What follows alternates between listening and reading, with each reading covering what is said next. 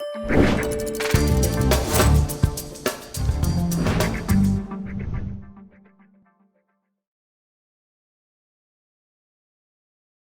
you're standing back, keeping to quick bowlers, what's the sort of technique you try to use with your glove position, head position, and then obviously your feet? Yep, okay, so just to start with, we're starting in our power position, we're standing back from the stumps. So when we're in our power position, we're focusing on a big, powerful movement to the direction of the slips. So to do that, we drive off our inside foot. So to a right-hander, that'd be our left foot, and to a left-hander, that would be our right foot. Okay, so this drill is just about nice, slow feeds, okay, to get Jono to move his feet, and then he'll talk you through his footwork here. So generally it's a side-to-side based movement, but every keeper's different. Some go with a little crossover where their left foot follows in behind their right foot, but side to side, it's pretty simple. Either one's okay, just as long as it's a low, powerful movement, really low body height, very simple catch. I notice, Jono, once you take the ball, you take another couple of little steps after it. Yep. Why are you doing that? Yeah, to me that's all about just building momentum, because hopefully we're moving in anticipation of an edge.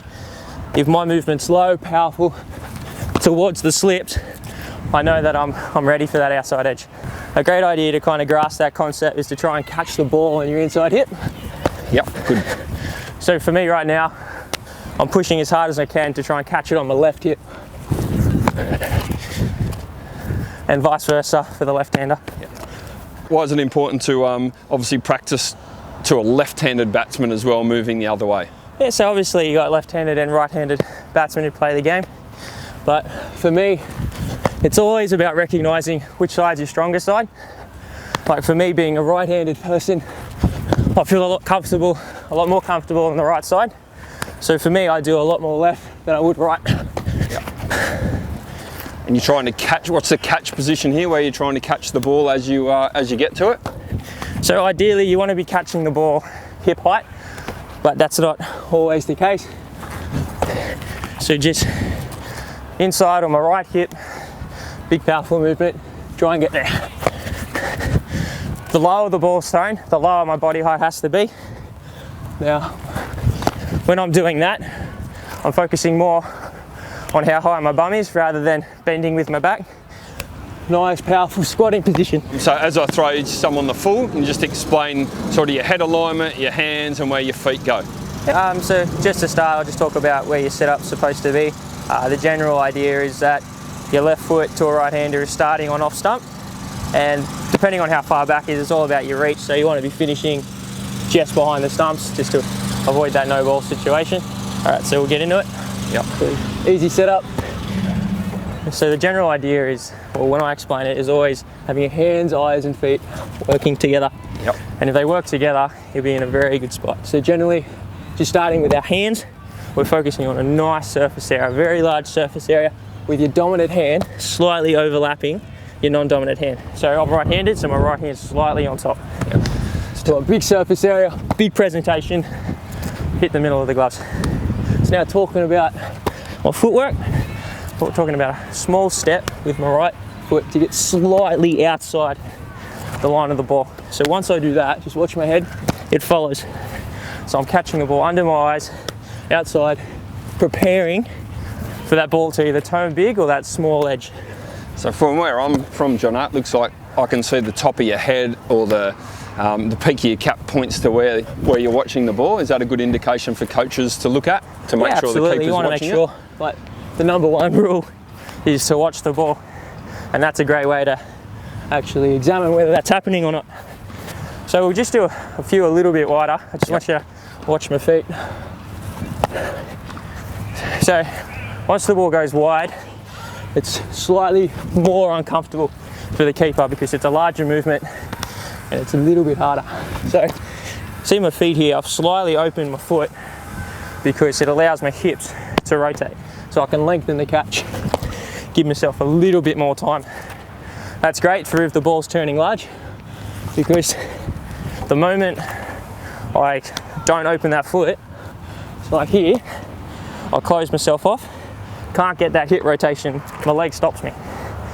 So just, once you go wide, small opening, get those hips involved, head nice and close to the ball. take, mate. Good take. Good. Okay, that's good on technique. That's good. Another little important point that I'd like to point out is that for our left foot, which is what I refer to as my anchor, it has to stay there. Because the moment I drag, I then have to take a step, shift my weight, and then take the bales. It's too long, and you miss your stumping. So just transfer your weight back. There we go. Okay, so in this drill, Jono, I'm just going to skim it underarm off the catch-up board, obviously using a hard ball, helmet on, gloves on as well. So talk us through what you're trying to do here.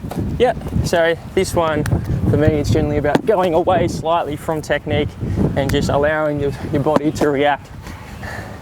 So for me, I'm always trying to make it easier with my technique, just trying to get a small step in, head position over the ball. Nice low because it's cradle, it's never going to go too high. So just small, simple movements, small step. So for this drill, John, this is probably a good one for young kids to do about staying low if they come up too high when they're keeping. Yeah, so obviously, talking about your key point, it's just about having a low base, low centre of gravity, keeping that bum nice and low. One more, mate. And you can obviously vary whether you throw leg side or offside to the drill as well. Yeah, absolutely. Yep. Now we're going to use a tennis ball and a tennis racket. So if you can just talk us through why this is a really good drill with just inners and a tennis ball for a young keeper to do standing up at the stumps. Yeah, this is, for me, it's a brilliant way to practice our movements without the idea of having a hard cricket ball, having your helmet on. Really simple way to do it. That softer ball, a little bit slower, a little bit softer. Good way to get rid of some of those bad habits. So for me, I'm not trying to do too much, just simple movements, small step back and across, just reacting to where he's hit the ball. Tell me why a tennis ball and inners are used in this drill for a young keeper. I think it's a great way to grasp the concept before you go into a cricket ball. I think it just helps with your confidence, making sure he's getting his head behind the ball rather than shying away from it early on. Does it help with soft hands with the tennis ball as well? Yeah, absolutely. It's always a little bit harder with the tennis ball, a little bit more bouncy, as you can see. Is it useful for Bo to go left-handed as well, Rosie? Yeah, obviously you got to practice both sides, not just right-handed batsmen in the game. Just got to find a good nicker.